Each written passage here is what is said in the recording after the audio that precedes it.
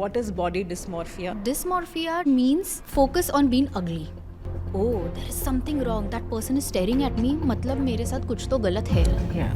Let's take our Indian society. Our Indian society perceives people who have fair skin to be more confident. Even our advertisements are like that. Absolutely. So appearance anxiety, it could be situational based and it could be for a short interval of time. That am I looking good? Am I, for example, if I have to go to a meeting, I have a dress code that I need to follow, right? So that is appearance anxiety. That I want to look presentable, okay? And it is not hampering my daily needs or my daily functioning. आपने कभी ऐसा feel किया है कि जो आपको mirror में दिख रहा है वो सच नहीं है, कि आप जितने खूबसूरत हैं उतने नजर नहीं आ रहे? टुडे वी आर मीटिंग भक्ति जोशी, जो लोगों को उनके असली रिफ्लेक्शन दिखाने में मदद करती है. She is an expert in body dysmorphia. मतलब आप अपने अपीयरेंस को लेकर कांस्टेंट डाउट में रहते हैं.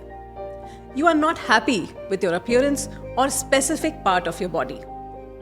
लेकिन क्यों होता है ऐसा, और कैसे हम अपनी सोच को बदलकर अपने आप को एक्सेप्ट कर सकते हैं? ये सिर्फ एक डिस्कशन नहीं, ये एक जर्नी है सेल्फ एक्सेप्टेंस की तरफ.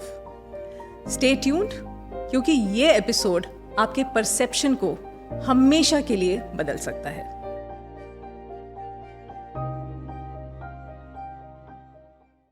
Welcome to the show, Bhakti. And since this is a very, very important topic that we are going to discuss today, and before we actually immerse ourselves into the conversation, my first question to you is that what is body dysmorphia and how is it different from the regular appearance-related issues? Thank you so much for welcoming me, Suman. So we have to understand first that what is the word dysmorphia? What does it mean in regular terms, right? So the first important thing to understand this, dysmorphia derives from a Greek word, right? Which means focus on being ugly, right? Oh, yeah, okay. It's quite interesting, right?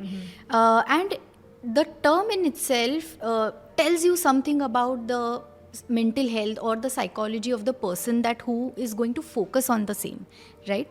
So now this classification came into DSM, which is Diagnostical Statistical Manual for mental health practitioners in 1987.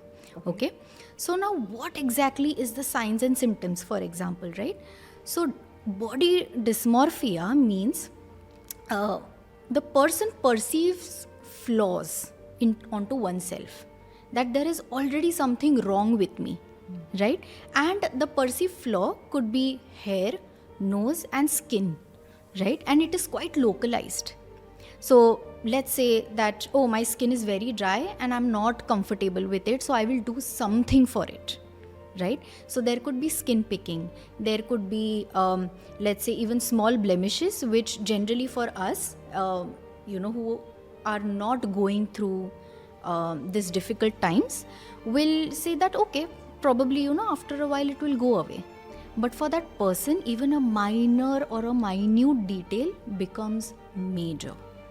So that is what causes a body dysmorphia, or also known as BDD, which is body dysmorphic disorder.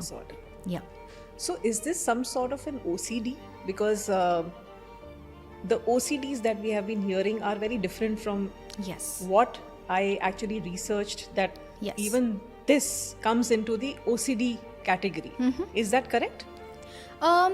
So certainly the research has definitely shown that there is a correlation between BDD and OCD. So OCD means obsessive compulsive disorder. Correct. But we have to be very mindful when we are using these terms, right? Because generally public usually says, oh, I like to arrange and keep orders and everything, but that is might not be OCD. So OCD is very, very ritualistic functioning, which can hamper your day-to-day life, right? So if that is happening, then yes. So for example, if I have to give you an example to understand the correlation, it would be a person who is already perceiving themselves as imperfect. Correct. Right? So they have to follow a ritual that I'll do this because I want to achieve this. Now, after achieving that, they want something more because they are not satisfied with that. So that forms a very strict ritual which hampers their day-to-day living, which is known as impairment in functioning. Oh, okay. Yes. So if that is happening, then there is a correlation. Very, very interesting to Yeah. understand this. Yes. So tell me, ये जो body dysmorphia होता है, ये daily life में manifest कैसे होता है? How ji. does one understand Yes. that this is happening and you are actually getting sucked into that syndrome or a disorder of body dysmorphia? Okay. That's a very important question, Suman. और मैं ये कहना चाहती हूँ कि छोटे छोटे warning science होते हैं, ओके, बट अनफॉर्चुनेटली जब तक हमारा पानी सर से ऊपर नहीं जाता है, we wait for it, we let it go. हम वेट करते रहते to the point that it becomes difficult for us to even, like I said, there is impaired functioning. So सबसे पहली बात जो होती है, कम आत्मविश्वास, low self-esteem or low self-confidence, right? Now this is very important because it goes into cycles sometimes, okay? So it might start with low self-esteem, then there is an anxiety associated to it. Now that anxiety can go into intensities, right? So that normal anxiety can turn, if not let's say addressed, right, it can move or shift towards social anxiety. If that is like social phobia, if that is not addressed, it can turn into an anxiety disorder. Now from anxiety disorder, right, if that is again not addressed, can move towards more of again OCD possibly, then self-isolation because they are ashamed, because they feel that people are perceiving that, oh, there is something wrong, that person is staring at me, मतलब मेरे साथ कुछ तो गलत है, right? So they become extremely conscious, hence self-isolation. Now self-isolation से क्या होता है, अकेलापन महसूस होता है. So then again an intense level is depression. Then again there are different various types of depression again. It can go into major depressive disorder. Again, impaired functioning. Now because there is impaired functioning again with the major depressive disorder, the person can move towards self-harm or suicidal ideation. So suicidal ideation means that a person is contemplating whether to commit the last act, or there are thoughts, right? Completely understand. And Yes. and it's very interesting phenomena, because I also want to understand from you that how is there a correlation between self-image and body dysmorphia, and does poor self-image also lead to body dysmorphia? Is there any kind of correlation there as well? There can be, yeah, and the research has shown. So the first most important thing to understand about this is the environment that you have been born and brought up in, right? So for example, let's take our Indian society. Our Indian society perceives people who are fair or who have fair skin to be more confident. Even our advertisements are like that. Absolutely. Right? So the perception that someone who is saula or someone who is darker complex, let's say like जैसे हमारे पास एक सुंदर सा word है श्याम रंग, right? They have lower confidence. That perception in itself, right? कि if I am darker, I will get rejected. So that is constantly been pushed since your childhood. That is one thing that can probably, enable the person to have low self-esteem, low self-confidence, right? The next thing could be familial genetics. Someone in the family has gone through it, so they sort of project it onto their child because they are used to it. That is the normal. Or even their mental health is not addressed. They never had a chance, or they don't know about it, right? Next thing is sort of culturally enhanced, which we were talking about, like India. Now, there are other Asian countries where being thinner is encouraged, right? So, it's not about whether it is height related or weight related, but it is more about how you look. So, people go to drastic changes, bodily changes beyond their capabilities or capacities, right? So definitely culture, then family genetics, then probably the families in itself are very, very critical towards someone. I was just coming to that. Yes, I think yes. family plays a very, very important role Very important for you, role. whether you are a confident individual despite all the so-called flaws, or you are still somebody who comes up with a lot of confidence. So that primarily, I think, family has a major role to play over there. Yes, and one more thing, even with kids, we automatically use a mote, nate, all of these terms. Although we say it in jest, for that age, especially in 2025 that we are talking about, kids are like sponges. They absorb things, especially when it comes to criticism. So, explaining them about it is very, very important. Addressing those things that it's all right just the way you are, unless and until there is some medical issue like cholesterol or something that is going to hamper, then yes. But otherwise, you're fine just the way you are.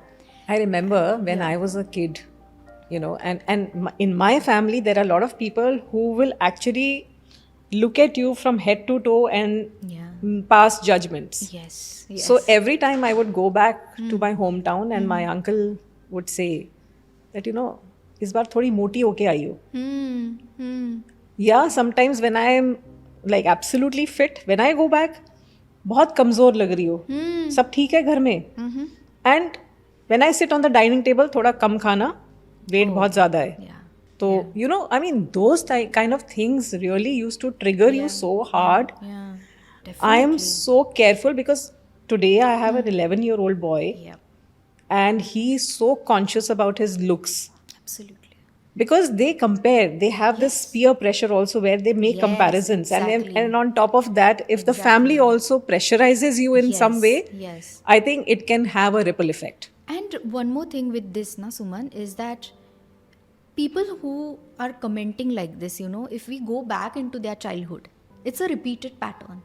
So again, there are a lot of things. So as a therapist, right, as a counseling psychologist, we generally look up to all the aspects, right? So there is something known as childhood trauma or present trauma for that matter, but it is always helpful to go back in the past and learn where are they coming from. So let's say if an adult, right, is commenting something like this, very cruel words to a child who has no concepts whatsoever, but now there is implanting of the thoughts, right? Now, if we go back to their childhood, you can see the cruel pattern. So there could have been a financial abuse, there could have been verbal abuse, there could have been physical abuse. So there is this pattern that follows. Then the nature versus nurture debate, which usually goes into the mental health, rises. So it gets carried on in the family until there is one person who is breaking the cycle. True. Absolutely. Yeah. So tell me, what is the, or rather I would say, how do you define appearance anxiety? That's a very common thing these days. Although I still feel that a lot of people don't directly address this. Yes. But at the same time, people do have that subtle anxiety inside them, which they don't talk about it. And how does it correlate with body dysmorphia? Right. A very interesting question, and I think a pertinent question that we have to address this, right? So appearance anxiety we can define as what we have right now. Probably it could be situational based, and it could be for a short interval of time. That am I looking good?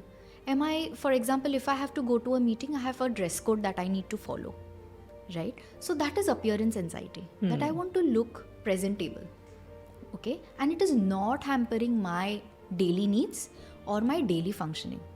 Whereas when it comes to BDD, firstly, you are always focusing, or there is, like I mentioned, there is a perceived flaw in you, you have a localized attention on certain parts of your body which can shift, right? So today it's my hair. Once I have done that, I am okay with it, not satisfied, but okay with it. I'll focus on my ears, nose, everything. So there is constant dissatisfaction and disturbance towards it. In fact, just to add to that, I have also seen many people who you can make out that they are very conscious about themselves, self-conscious, that, something is bothering them constantly. And this also can be very clearly identified by the way they carry themselves, the way they talk, because there's constant self-doubt about, am I looking right? Am I looking the part? Am I looking appropriate? Am I carrying myself correctly? So there's a very, there is something which is constantly hovering around their head that, I hope that everything is fine with me. Yes, so that is known as repetitive reassurances. Okay, so they will constantly ask for validation at a wrong time, at a wrong place. Am I looking good? Like you are having a good discussion, okay, and their thoughts are surrounding those same again and again. The same thought is coming up, and they'll ask you, am I looking good? And even if you tell them, you validate their feelings that, yeah, you're looking great, they are still not satisfied with it. There is constant mirror checking, right? So let's say this is a table, they'll check their image into that. There is camouflaging again. So camouflaging is either they are putting up a hoodie when they are going out in the social event. True. Or they are wearing a mask so that nobody's focusing on this area, which is the point of contention for me. So it's difficult. So if you are looking at them normally that, hey, what's up? They'll feel that you're focusing there. So Bhakti, I have one concern that I wanted to raise, and it's a very, I'm very curious to know this. That is, when somebody has or is suffering with body dysmorphic disorder, is it the head and the face that becomes the primary concern for them, or it's like the entire body? Yeah. So what we can say over here, again, the research has already proven that yes, people do focus more on face or skin or hair or nose, anything related to teeth, lips, everything, something that is visible to the world, right? But if they are dissatisfied, and like I mentioned before, there is certain kind of disturbance, then it can go to the whole body. And there have been cases which were on social media as well, right? So people who have larger contact with the world, right, or who have concerns that, oh, people are taking some kind of influence from me, so they become extremely focused onto their body parts. So it can start from hair and can end up to the toes as well. True. So it can shift from appearance, which is again on the skin or senses, for example, then it can move towards weight or simultaneously. Coming to the public figures, like you said, that people who have influence on the society, we've always heard of people like Parineeti Chopra, Sonam Kapoor, Ileana D'Cruz. They all have body image issues. Like, for example, Sonam Kapoor. Now, Sonam Kapoor has a dark skin. She has very prominent dark circles. And she's always had this concern that, I don't look good. And when it comes to Parineeti Chopra, she always had body image issues. Yes. Ileana D'Cruz, in fact, she was suicidal at some point of time because of her, the way she is in terms of her physical appearance. Yes. So I don't think that it's just this disorder is limited only to people who are, behind the scenes, or people who are just looking at people or other people on Instagram or other social media, personalities. Or even for that matter, I would say the more you are in public view, you feel like you just mentioned Yes. that you feel more conscious and you want to improve yourself, Yes. or rather change yourself for the Yes. better, Yes. even more. Yes. And Yes. that's such a sad situation, because It is. every time you get an opportunity to present yourself more and more towards, in front of public, or as a public figure, Yeah. Yeah. you tend to get succumb to the whole circumstances Correct. of becoming more conscious and more I would say you feel deficient about the way you are, or the way you Definitely, carry yes, yourself. yes. And the people that we are speaking about right now, it takes an immense courage to speak about something that they are going through in private, So, not only for them, but they definitely encourage other people who are suffering very silently to come and speak about it, because these celebrities, we often take them for granted in the sense that they have everything. What are they suffering from? But they are in a competitive field. They have to look good, is the perception that keeps on changing. The fashion trends keep on changing, and they have to keep up with public demand. Very true. So even if there is a slight change in weight, people start commenting very cruelly on the comments. It's very harsh. It's very harsh. So they have to deal with it. So obviously at the end of the day, they are also humans. So it's easy to comment onto the social media, because we are not going to meet them and nobody is going to know that who has commented.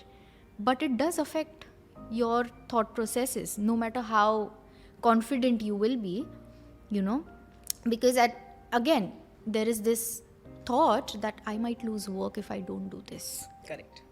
I have to, unfortunately, give in to this trend. And then it becomes sort of like an obsession.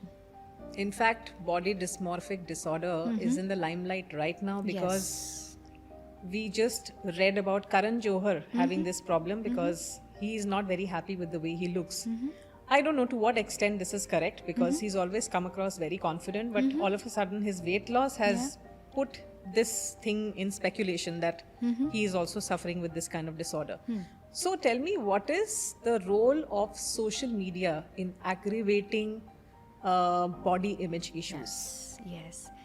A very important question, and one of my favorite questions that I have right now is, social media plays an important role in our lives, especially the youth, right? Social media tells us how we should look, what we should eat, where we should travel, what should we wear, how should we speak, how should we sleep, how should we wake up. So it is basically controlling your every single day of your life, right? So when you're clicking selfies, if you have seen, there is a research also conducted on the same, and it is scary to learn about this, that the children who are getting into these kind of self-consciousness are also suffering from BDD. And as young as the onset, what we call in our language in mental health, is as young as 13, which is scary. Yeah.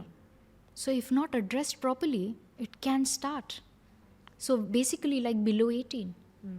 And our brain develops at 25, like completely, right? So it is scary.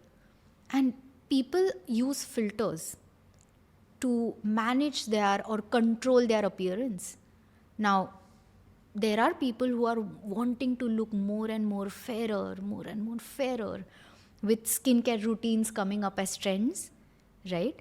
So there is an equal distribution between both the sexes. It's not only women.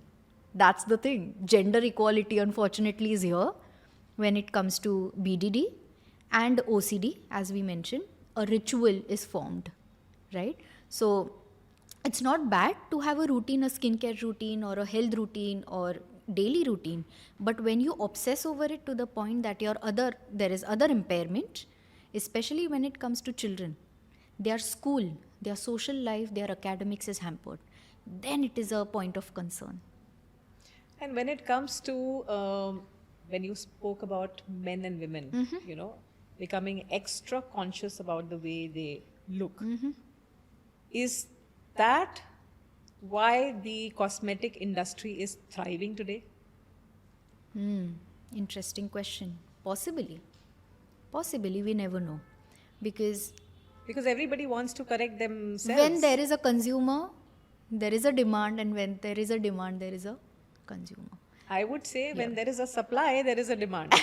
Interesting. The Okay. other way around, because Yeah. when you have providers in the market, Yes, yes. the seekers will because providers will also promote that, oh, you have a sagging skin, Yeah. come to us. Yes. Oh, you have open pores, Yes, come to us. Oh, you yes. have a big nose, you come Yes, to us. yes. Oh, your eyes are not that Yeah, attractive, yeah. come to Yes, us. Yes. Then people start noticing that, oh, I think I have a problem. Yes, and You that know? is what perceived flaw is, Yes. right? You start focusing onto it so much that there is a warped sense of reality that forms in your head, and that is when your automatic negative thoughts start. I'm not good enough.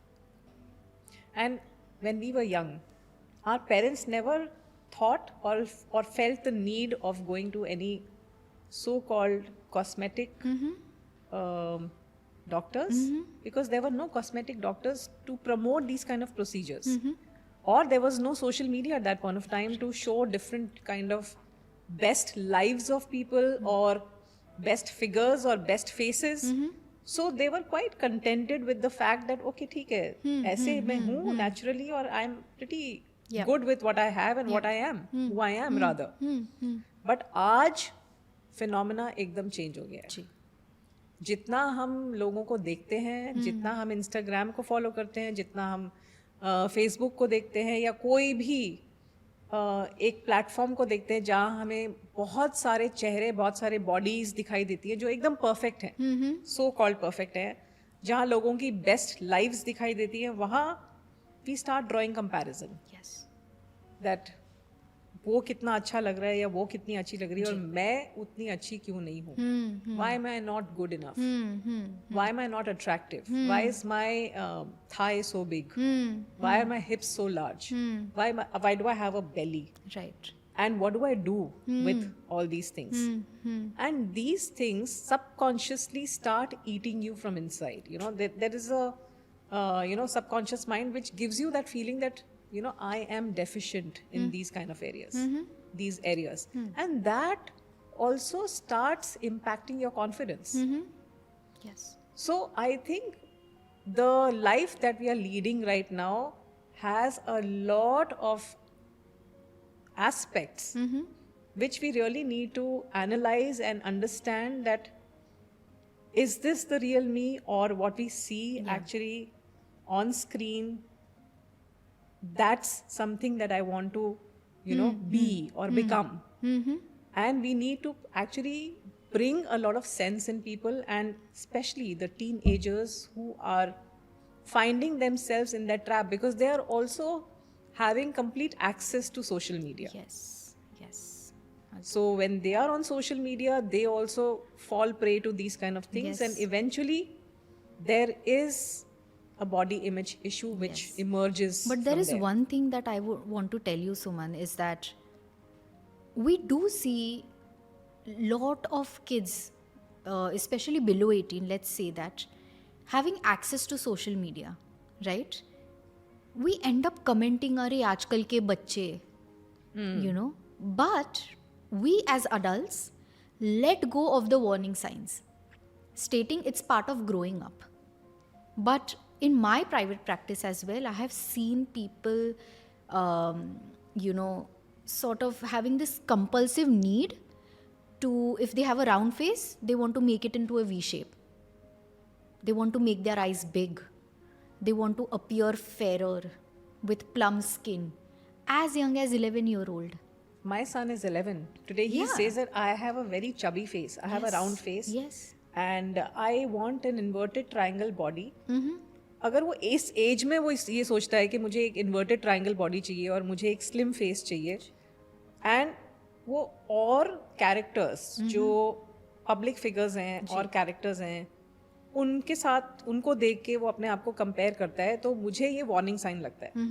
जी, और मैं उसको आज की date में ही counsel करती हूँ that the way you are, you look your best. Yes, और अगर आपको इसमें कुछ इन्हांसेस या इन्हांसमेंट चाहिए, then you have to work out, या, you have to play sports, and when you grow up you can start going to the gym, yes, yes, and your diet is the most important thing, जो आपको इसी समय से nutritious diet लेना चाहिए और at the same time junk को avoid करना चाहिए। सो Right. That is something which Yeah. I think Yeah. is the primary focus. And it is also important to emphasize that, you know, celebrities look the way they look because their job demands Correct. that need, right?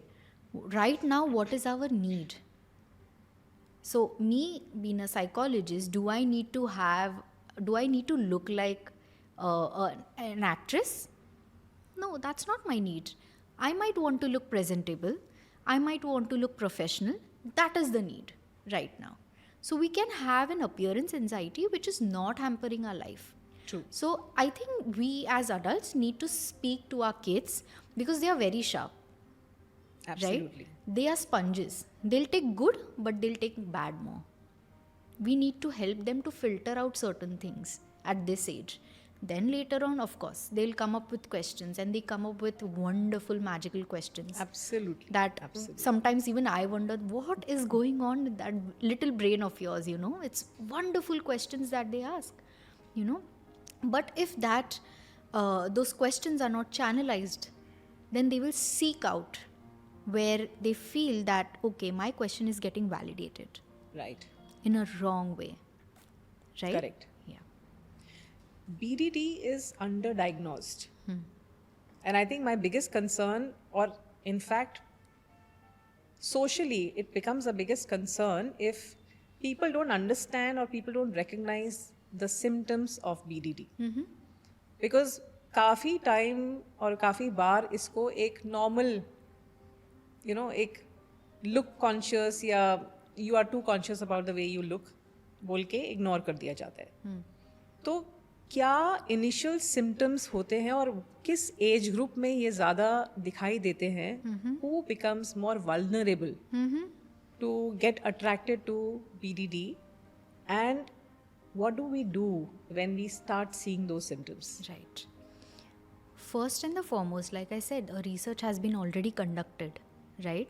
That youth uses social media and filters to enhance their looks to the point that we don't even recognize them. One thing. Second thing is, it's the onset is below 18. So you can probably think about as young as possible when the kids are given phones or social media access, right? It's all around us, even in India, right? Third thing is, when you start observing there is a repetitive ritualistic behavior, right? There is a drastic change. So whatever we are going to talk about is greater in intensity now, not an anxiety as such, but तो greater in intensity. क्या करते हैं वो, ऐसा क्या करते हैं जी. Basically? So, like I said, they wherever they go, they'll ask for repetitive reassurances that, am I looking good? I'm not satisfied. No, I don't think there is something wrong with me. Tell me. Even in public, validation seeking.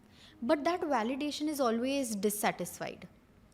They are not satisfied with it. And there is constant disturbance in their mind, in the sense that I need to do something. When they look in the mirror is when those thoughts come up, right? So either they will avoid the mirror, that I don't want to look in the mirror, or they will just try to access wherever they are able to see the reflection, right? So that is why more conscious people who are mostly in front of the mirror, this could be the reason. Could be, possibly, right? Then there is camouflaging, where they are hiding certain parts of the body to the point of being a concern that people are noticing. The more they notice, they are not able to probably differentiate between whether it is a genuine concern or whether someone is trying to comment onto them, right? So these kind of warning signs, apart from that, plus there is OCD, plus there are comorbid in the sense with BDD there are some other mental health issues that are coming up.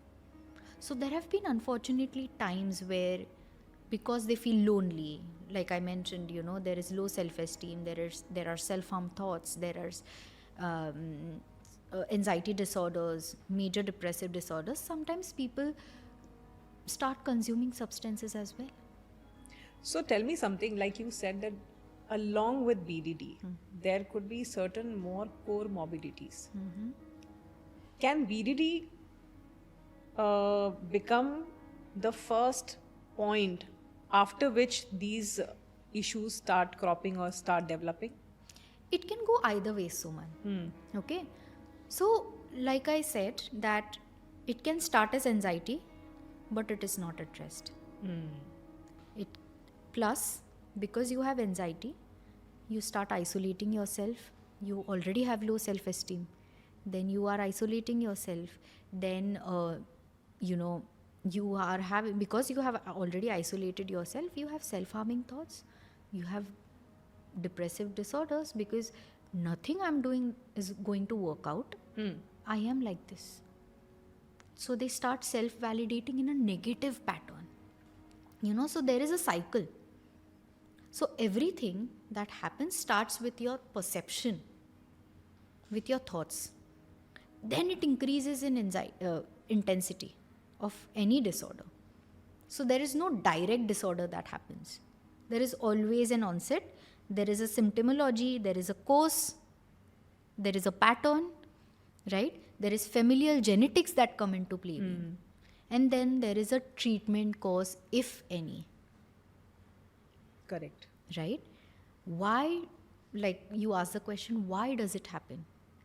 Because these things have never been addressed for them. So coming back to the family environment,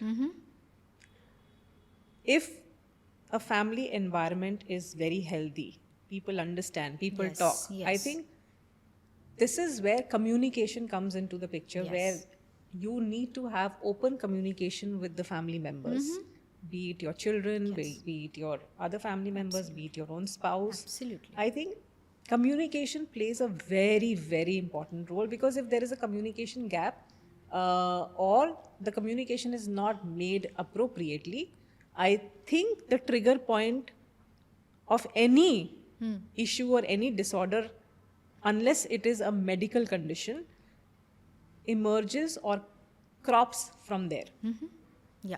To what extent do you agree with this? I would say 50-50 because not everyone is trained like mental health therapists or mental health professionals to recognize that, right? It is not their job. But there are families, there are parents who are caring towards their loved ones, Correct. right? There are family members who do provide support. But it is very easy, if they have never seen something like this, they might sort of neglect, I would say, or it might get passed away, like, oh, okay, let's see. But there are families who are very much aware about the changes in their loved ones. So I believe having a non-judgmental space. More than awareness, I would say consciousness. Yes. Change, when there is a change happening or somebody is going through a certain change, if you're little conscious at that point of time and if you just notice it Yes. and take action at the same time, and taking action does not mean you have to do something aggressive. True. Taking action is that even if you talk about it, Yeah. even if you just try to understand Yes. what's happening, Yes. I think that also makes a Yes, lot of that difference. is where the non-judgmental space comes into that. Tell me what's going on with you. What is it that you want? What is it that you need right now? Is there anything that I can do for you? Right? These terms might seem very simple, but when asked at the right time, right place, right moment, means a lot for an individual. Correct. Right? So I think understanding the non-verbal communication, which is the body language, is very important over here. True. Right? even slight changes. There are some parents who are so well at nurturing and recognizing those signs. They will immediately tell me, Bhakti, there's something not sitting right with my child, you know. I know my child is not like this. There is this gut feeling. Please address that. Don't say, अरे हाँ ठीक है, age है. No. Address that, validate that. Let's have a discussion about it. Discuss with the child, give the child a space to discuss with the parent, individually, together, everything. Create that environment where open discussions without any sort of judgments are there. That is why I always lay a lot of emphasis on what is the communication pattern in the house. You know, how open are your children with you? You know, more than you being open, how open are they? Because only if you are comfortably having a conversation with them about everything, True. they will be able to open up with you. Yes. Yes. So that I think plays a very big role, and this is something I always, believe and practice in my family, because for us there is a time called a chit chat time. Oh, okay. So we always give like 45 minutes Yeah. to half an hour, 45 minutes, sometimes even an hour, Absolutely. to just wind up the whole day. That you know, Yes. how did the day go? What Yes. happened with your friends? Yes. What was happening here? What was happening there? And okay, so if there is an issue, tell me. I mean, how do we address it together? So a lot of things come out of that. Yes, definitely. And I always feel that those are the things which can, I would say the root cause is when you don't understand the pattern of behavior of an individual, and then you are just assuming that everything is fine. Yeah. Yeah. And this, once resolved, I think takes care of everything. Definitely. I mean, when the child is growing up, right? Ever since the child is out of the womb of the mothers, the child has its own personality. We need to address and recognize that and accept it, right? The child has its own personality. Definitely, there will be certain personality traits which are passed from mother or both the parents or grandparents or whatever. But that person is an individual with their own personality traits, emotional development that is going to happen, right? So recognizing those patterns, maybe making them understand that, okay, this is what I have recognized, what do you think?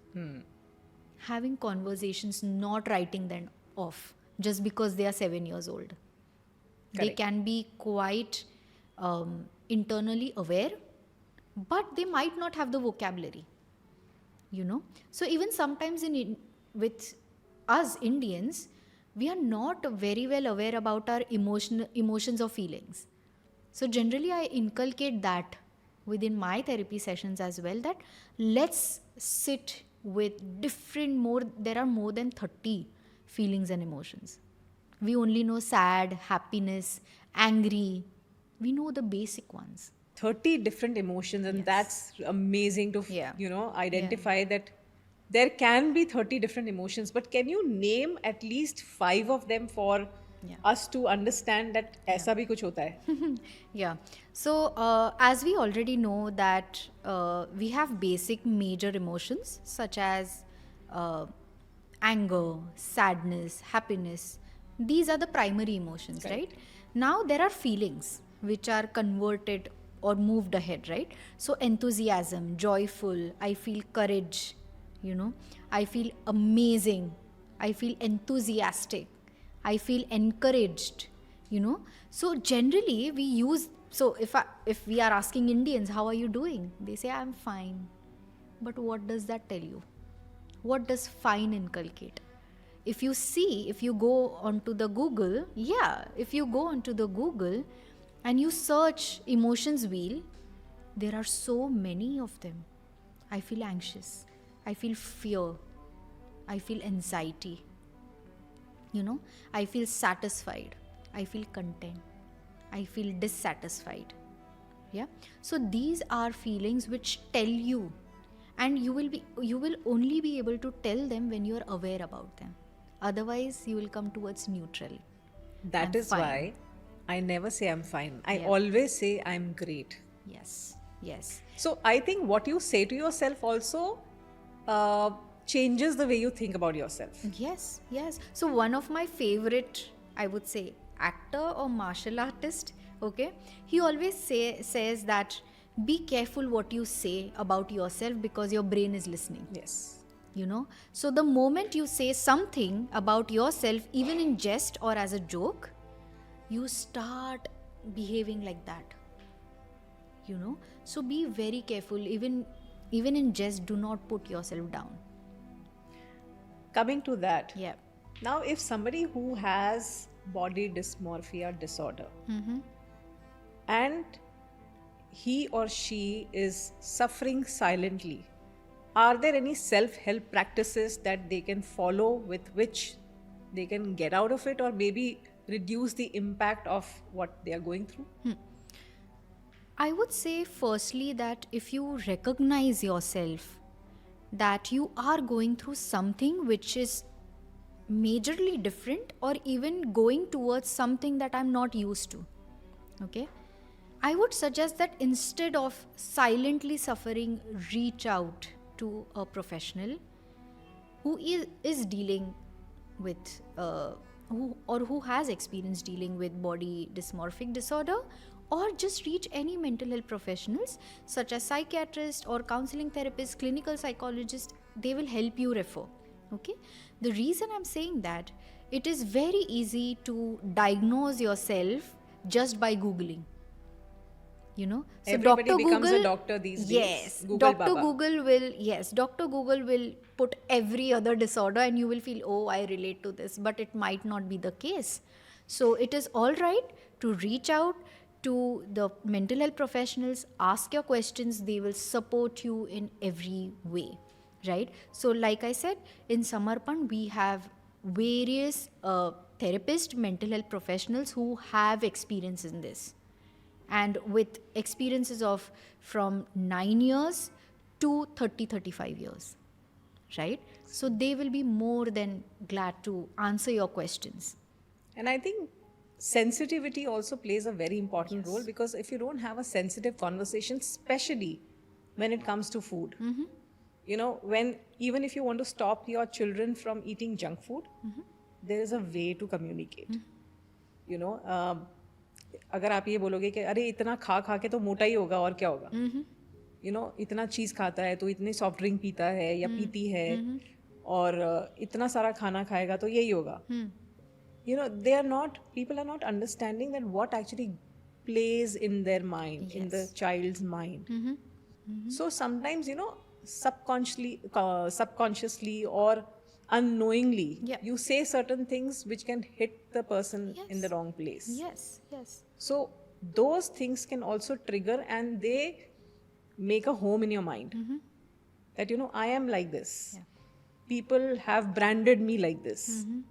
And once that happens, that also becomes a very big cause for any kind of problem in future. Yes. So I think sensitivity is a very, very important thing in But your at the communication. same time, I think we as humans are going to make mistakes, right? But I think owning towards them, taking the accountability, and then having conversation about it, that, you know, I'm sorry if I made you feel this. True.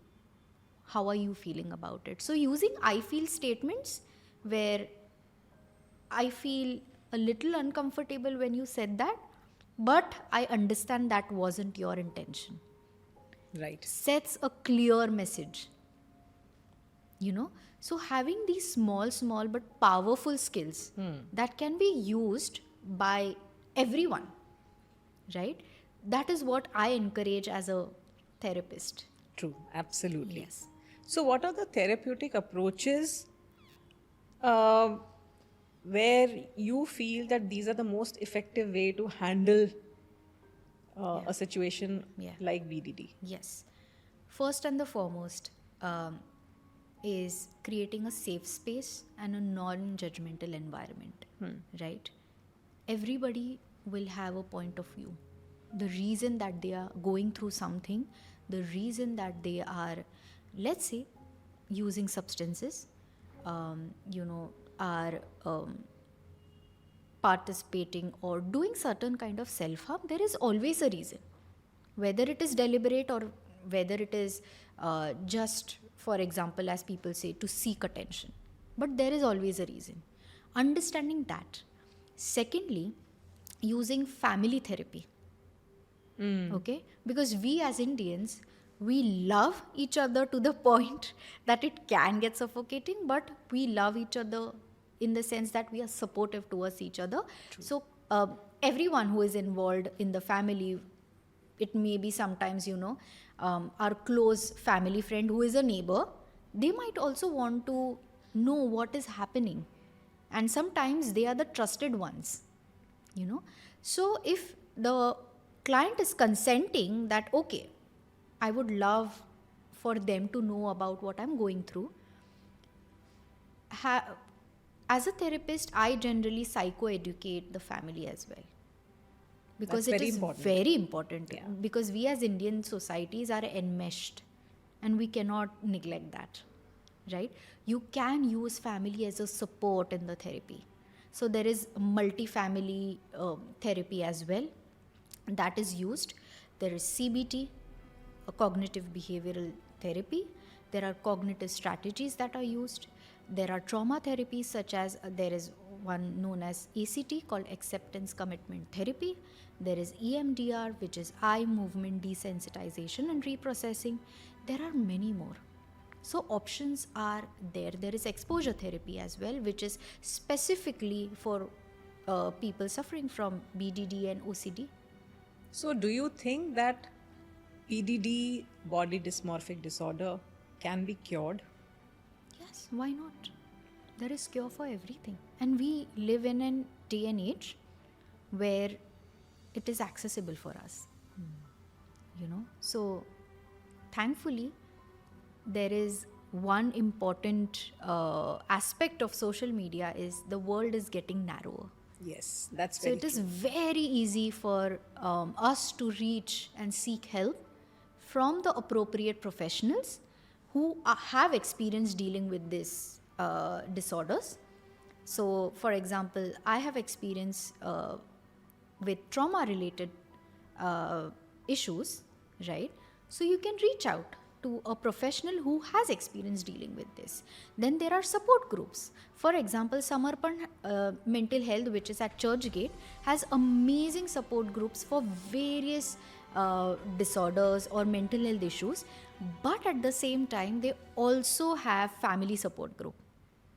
So, can you share one case study where Yes. you had a person or an individual who was suffering with BDD, and how did the whole environment take care and resolve this issue altogether? Yes, definitely. So I had this case, very interesting case, that the person was going through this for maybe 5-6 years, and nobody knew about how to sort of diagnose this or what exactly is happening with our child, and they were referred to me by someone, and then they came. So when the person came in, was completely, like I mentioned, the camouflaging was definitely there to the point that it was only till here. Oh, Only okay. eyes were open of the person, and I'm going to use the gender neutral pronouns because I want to maintain the client's confidentiality over here. absolutely. And you could see that the person has lost weight because the hoodie that the person was wearing was quite 4 times larger size. So extremely self-conscious. It was warm, it was humid, but still the person chose to cover from head to toe, right? There was no eye contact at all, right? So initial sessions were only about that person and myself discussing what they are going through. So once that therapeutic alliance was established between me and the client, that is when the client consented that, I'm okay with discussing with the family, but I want you to be there. I was like, okay, which of the family members would you like to be there with you? So one by one, the family members started to come in. there was some kind of homework given so that they are not assuming certain things which are not required and, creating a mess of the diagnosis. So I always tell my clients, if you have a confusion, ask questions. Don't assume, because that can lead to another network of thoughts, right? So they asked questions. From then on, the therapy and the assessments and the psychiatric help was established. So as you can see, when you are dealing with these kind of disorders, there shouldn't be only one professional. There should be a holistic perspective, Right. where psychiatrist, where assessments are done, and then the psychiatrist and the therapist accordingly tailors the sessions, Got it. Excellent. Yes. Any self-help techniques that you can recommend for people who can practice these techniques at home? Right. I would just suggest this, that understand the differentiation between anxiety and if there is a compulsive thought that is coming to your mind, which we can differentiate in a way that this was me before and this is me now. If you see a drastic change, note it down. But I wouldn't suggest any sort of self-help strategies, because again, people tend to wait, especially Indians tend to wait till they have last reached hour. a point where it becomes extremely difficult for them to manage. So I would suggest that prevention is better than cure, right? Let's do it from the start. There's no shame in it. To acknowledge that it is all right, I need help. Even we therapists have therapists for us, because we are dealing with so many things. We need some sort of outlet where we can unfold our feelings, right?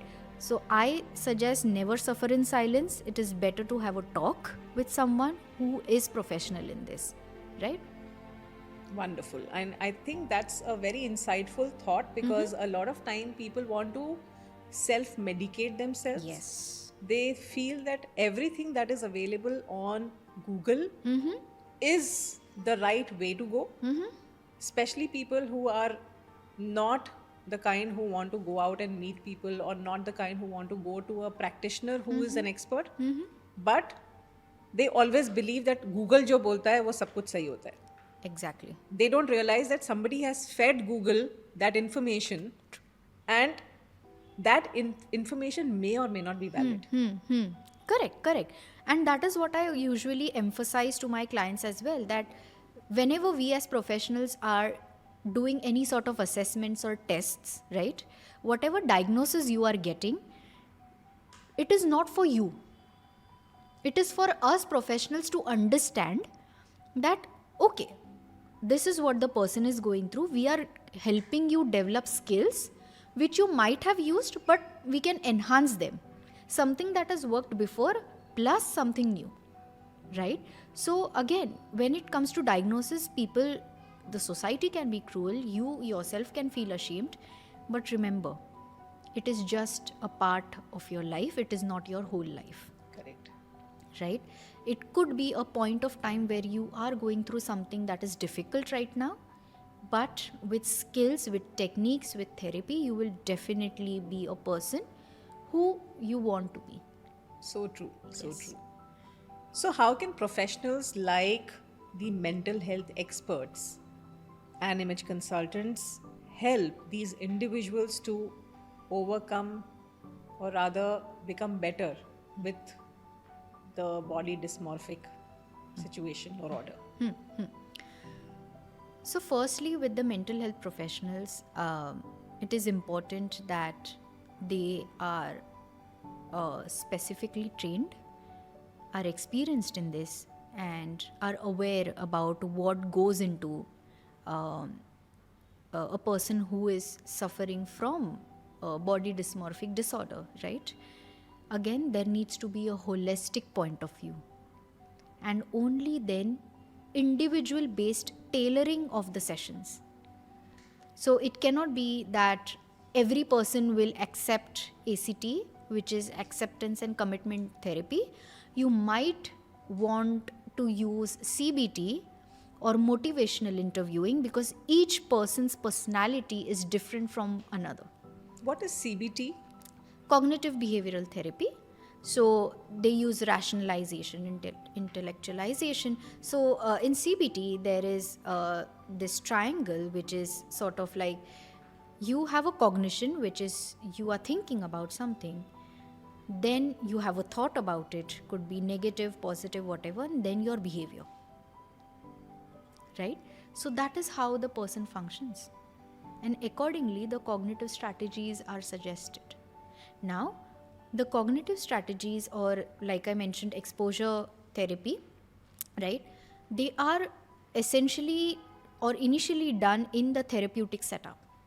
And then the homework is given to the client, wherein they can carry that and do it in the real life. Okay. Yeah. But there needs to be consistency in that.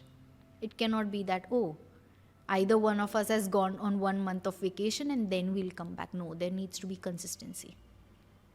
And there is some sort of so they are accountable for what they are doing. Yes, that's a great way to put. The accountability should be from the client as well. The commitment should be from the client as well. Yes, sometimes the person might feel that, oh, it's not working. Give the feedback. The therapist, a good therapist, usually takes feedback from the clients and hears, not only listen, but hears what the client's needs are. You know, and accordingly the sessions are holistically with a team done, again including the family as well, right? Because I, as a psychologist, always emphasize on creating a support system for the client, because the client might meet you every week for few hours, but you have to make them independent as well. So there needs to be a time, you know, appropriate timing, that okay, now the client has mental space to create the support system. And it's incredible with the ideas that they come up with. Which means that the mental health expert also becomes an accountability partner. Yes, exactly. And then you make them do certain tasks and assignments with which you track their progress. And see where they are going, are they in the Yes. right direction, and they are maintaining consistency Yes. in doing those certain things, Yes. so that there is progress. So therapist does not give any advice, Yeah. right? Correct. They warmly nudge you that this is the path that I'm going to give you, and there is one more option, let's figure it out. So when you give a choice with a little bit of nudge, the person starts getting confidence because they are seeing getting it validated. All right, so Bhakti, what are some of the psychological and emotional consequences that a person who's suffering with body dysmorphic disorder experiences? Right. So a person who is going through this or suffering through BDD have a lot of things going on. So it's not only one thing that the person is constantly thinking about, you know. So there is always add-ons about the mental health that happens, which is known as comorbid, right? So there are anxiety disorders, there is social phobias, or there are other fears. There is emotional distress, which is intense, right? So they can go through low moods to high moods all of a sudden, right? They are not able to have communication with anybody else, right?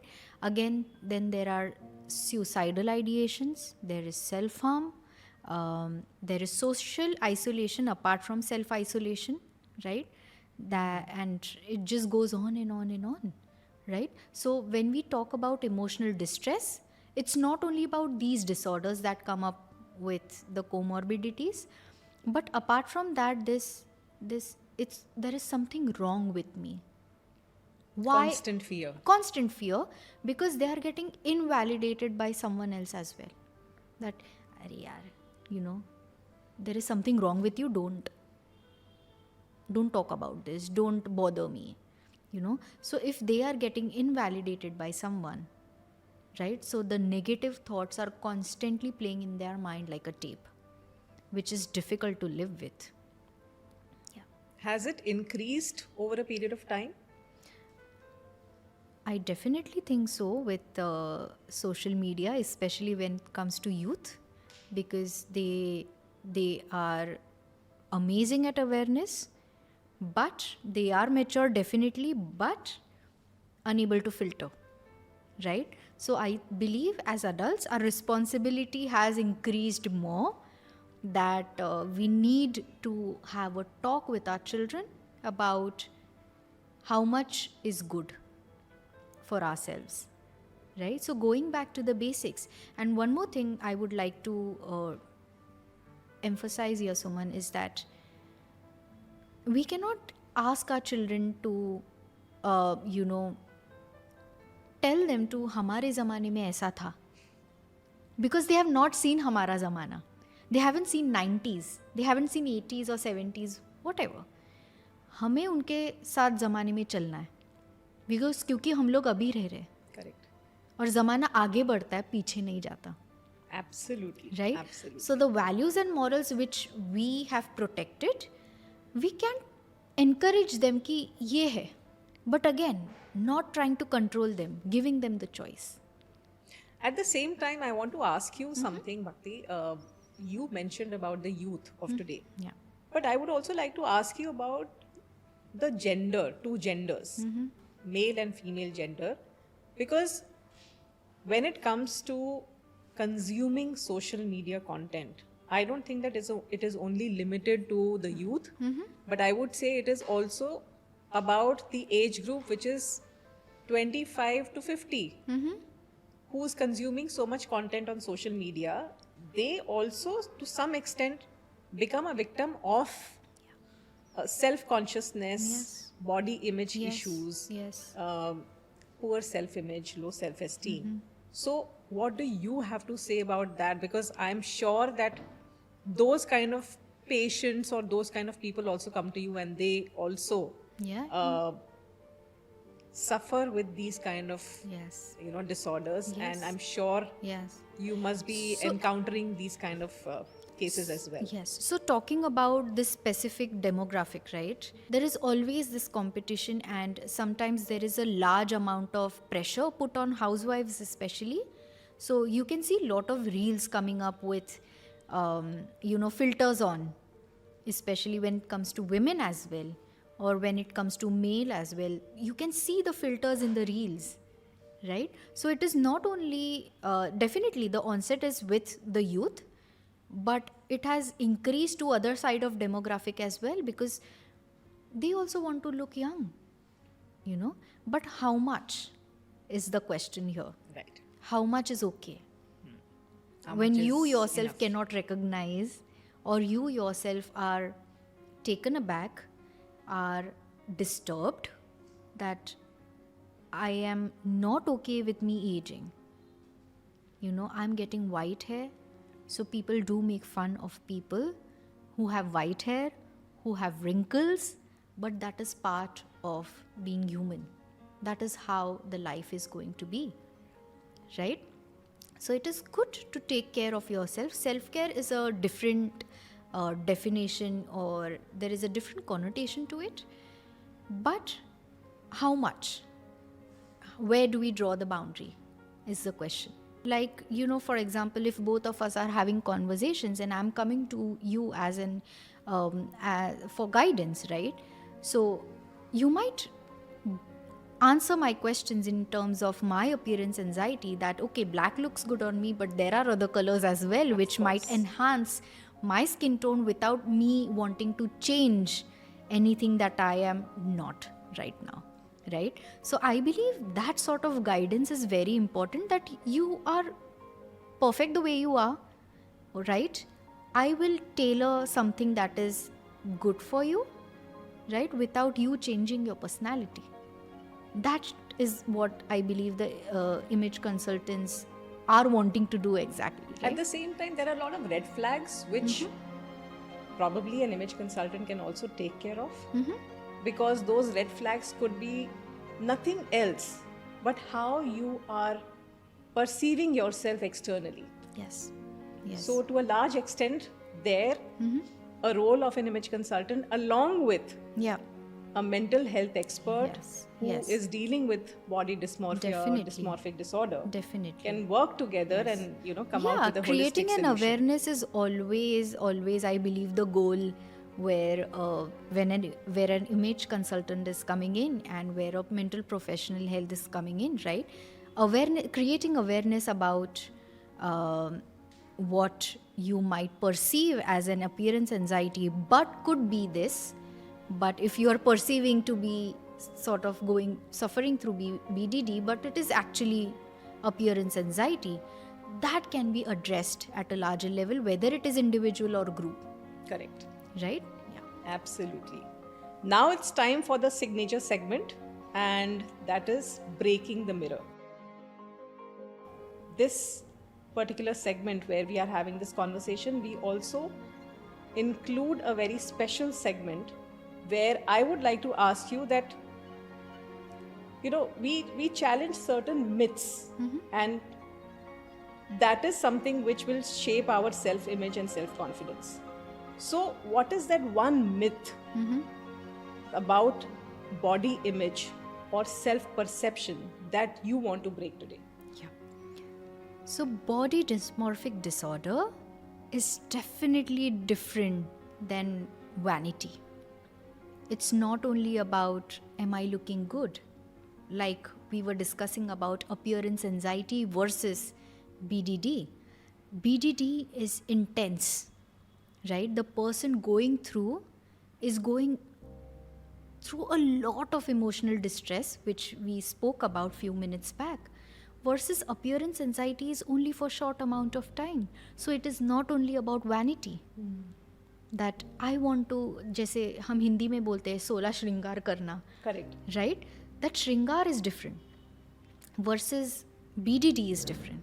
It is all about changing the whole personality to form or to be set into a particular box which I am perceiving should be perfect, right? So this is the myth, that BDD is not about vanity at all. It is about self-perception. It is about your existence. And also, no one-size-fits-all mechanism also Exactly. needs to be brought into this situation, because everybody may not fit into the same standards of treatment. Everybody who comes to you may have different situation, different environment Yes. in which there could be a different mindset. Yes. Yes. Self-awareness also plays a very big role over here. Definitely. Self-talk also plays a very big role over here, and that is what we need to bring awareness about, in the society, because Yeah. how or what you speak to yourself also, shapes your reality. Definitely. I would like to tell you about 3 A's over here. First is awareness, next is acknowledgement, and then acceptance. These 3 A's, if they are going hand in hand, then I believe the person who needs support or people who are here, they are at least aware in recognizing that someone is going through this. You need not be professional to recognize your loved ones going through something. Like, for example, if they are hungry, you recognize the signs, right? Similarly, you can recognize that before and after person, before and now person, right? So I believe that it will be easier for them if these 3 A's are acknowledged, addressed at the right time, at the right moment, and because the right treatment is now available and they are able to access it. Wonderful. And I think this entire conversation must have really opened a lot of minds I hope today, so, yes. of so many people who are probably silently suffering, Yes. or who have people in their families who are Yes. suffering with BDD Yes. or related issues. Yes. So thank you so much, Bhakti, and Thank this was you. a very, very insightful conversation. Thank you so much. And I'm really looking forward to having more such conversations in future. Yes, definitely, Suman. Thank you so much. ऐसे ही और interesting topics को लेकर हम जल्दी ही आने वाले हैं, तो इस चैनल को अभी लाइक और सब्सक्राइब करना मत भूलिए।